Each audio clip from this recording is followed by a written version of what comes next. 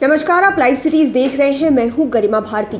लोजपा में टूट के बाद सियासत बहुत ज्यादा गर्माई। कई लोगों ने ये कहा कि जेडीयू की वजह से लोजपा में दो फाड़ हुई है, तो एक गुट ने ये भी कहा कि इसके कारण सौरभ पांडे है। आपको पता होगा कि सौरभ पांडे चिराग पासवान के राजनीतिक सलाहकार हैं, अच्छा दोस्त माना जाता है, उन्हें उनका सुख दुख में साथ रहते हैं। लेकिन जब बात उठने लगी सौरभ पांडे पर, लोग कहने लगे कि सौरभ पांडे ही वो कारण है जिसकी वजह से लोजपा में टूट हुई है। उसके बाद कल एक लेटर भी जारी किया गया था, रामविलास पासवान द्वारा लिखा हुआ पुराना लेटर था। नए साल की बधाई उन्होंने सौरभ पांडे को दी थी और कई सारी बातें उसमें लिखी हुई थी, जहां पर उन्होंने सौरभ पांडे की सराहना की थी और ये बताया था कि चिराग पासवान को लेकर उन्होंने जो भी फैसले लिए हैं या फिर जो भी काम उनको लेकर किया है उसमें हमेशा सफलता ही मिली है। उसके बाद अब लोजपा के दूसरे गुट यानी कि पारस गुट की तरफ से भी इसका जवाब आ गया है। इस लेटर को लेकर अब सियासत तेज हो गई है। पारस गुट की तरफ से लेटर को लेकर क्या कुछ कहा गया है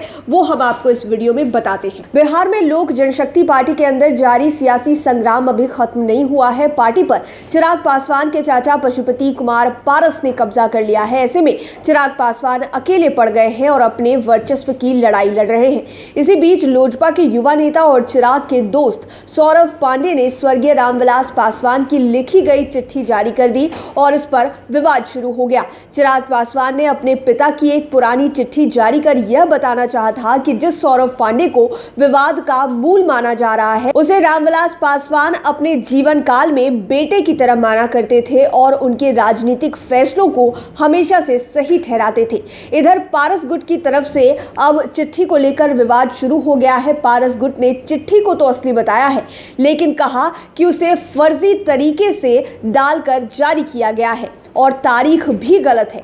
साथ ही 4 पेज की चिट्ठी के मात्र 2 पेज ही जारी किए गए हैं। शेष पन्ने जिसमें उन्होंने पशुपति कुमार पारस और स्वर्गीय रामचंद्र पासवान की सराहना की, उसे गायब कर दिया गया है। चिराग द्वारा सोमवार को जारी की गई चिट्ठी नववर्ष की शुभकामना से जुड़ी है।